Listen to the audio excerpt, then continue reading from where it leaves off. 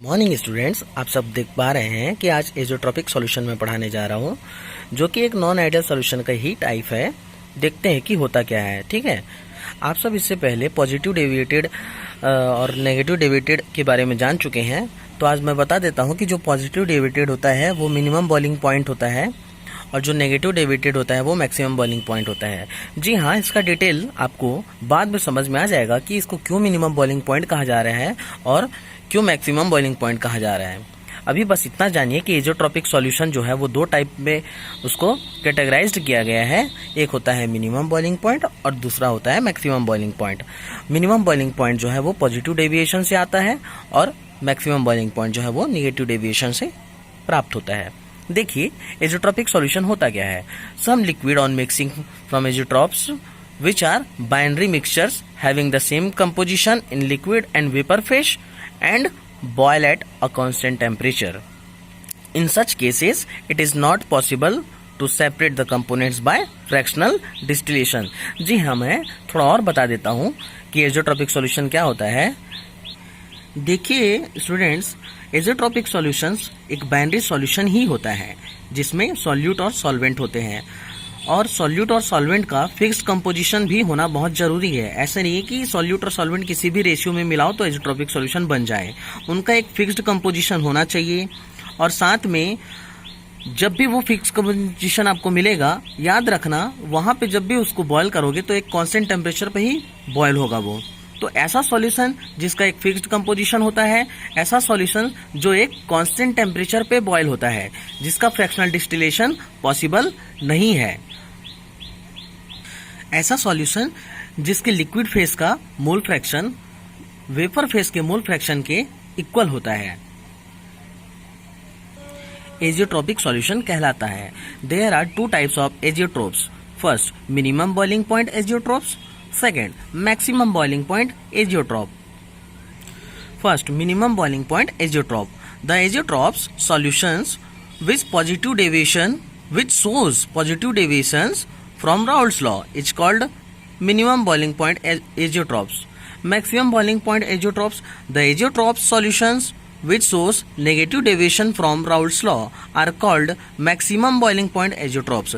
जो positive deviation देगा वो मिनिमम बॉइलिंग पॉइंट एजोट्रॉप्स होगा, और जो नेगेटिव डेविएशन देगा वो मैक्सिमम बॉइलिंग पॉइंट एजोट्रॉप्स होगा।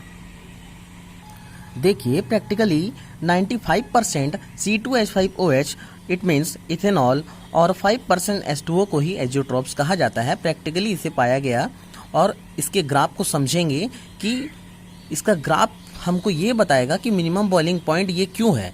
देखिए, बहुत अच्छे से समझ में आएगा आप लोगों को, जरा ध्यान दीजिए। ये जो ग्राफ आपको दिखाई दे रहा है ये वेपर प्रेशर और मोल फ्रैक्शन के बीच में ड्रॉ किया गया है। देखिए, आप लोगों को मैंने बताया था कि ये मिनिमम बॉइलिंग पॉइंट है जो कि पॉजिटिव डेविएशन से मिलता है।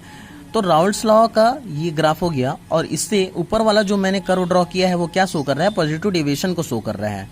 तो याद रखिए, जब भी कोई पीक पॉइंट मिलता है किसी भी ग्राफ में तो वो एजोट्रॉपिक मिक्सचर का मिलता है। तो ये जो पीक पॉइंट है वो क्या है, एजोट्रॉपिक मिक्सचर का है।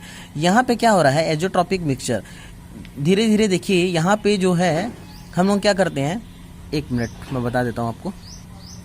देखिए, यहाँ पे जो है वो इथेनॉल का मोल फ्रैक्शन 100% है, इट मीन्स 1 है, और वाटर जो है वो है 0 है।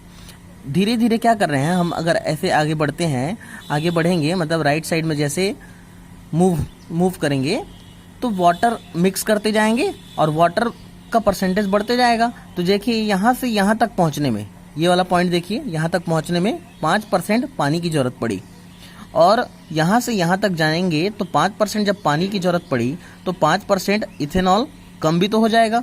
तो यहाँ पे जो हमको मिला मिक्सचर, यहाँ पे जो मिक्सचर मिला वो यहीं से मिला है कि यहाँ पे जो एजोट्रॉप मिक्सचर है इसको क्या करेंगे, इसको जब नीचे ऐसे करके ड्रॉ करेंगे तो यहाँ पे क्या मिलेगा, यहाँ पे देखिए जो भी यहाँ पे कंपोजिशन मिला है उस कंपोजिशन को ही क्या कहा जाएगा,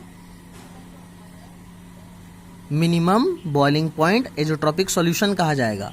ठीक है, अभी देखिए नीचे इसके टेम्परेचर और मोल फ्रैक्शन के बीच में ड्रॉ किया है ग्राफ। आप जानते हैं कि वाटर, यहाँ पे पानी है कि कितना है पानी, देखिए यहाँ पे पानी ले लो और यहाँ पे ले लो, सपोज जैसे ये पानी हो गया। पानी का क्या होता है, यहाँ पे पानी है, देखो पानी, और यहाँ पे क्या है, इथेनॉल है। तो इथेनॉल का बॉइलिंग पॉइंट 353 केल्विन और वाटर का बॉइलिंग पॉइंट 373 केल्विन। यहाँ पे देख सकते हैं जैसे ही मैंने इस पॉइंट को ड्रॉ किया, मतलब नीचे लेकर आया, तो यहाँ पे मेरे को इन दोनों पॉइंट को ऐसे करके मिलाते हुए एक मेरे को क्या मिल गया, कर्व मिल गया।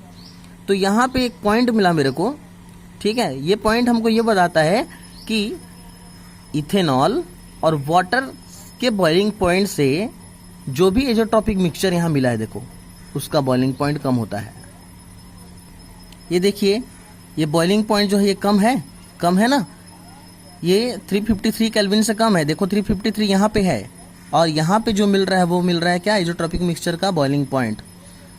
तो याद रखना कि एजोट्रॉपिक मिक्सचर एक फिक्स्ड कंपोजिशन होता है जिसका एक कांस्टेंट बॉइलिंग पॉइंट होता है, जिसका फ्रैक्शनल डिस्टिलेशन पॉसिबल नहीं है, और मोल फ्रैक्शन लिक्विड और वेपर फेज का बराबर होता है।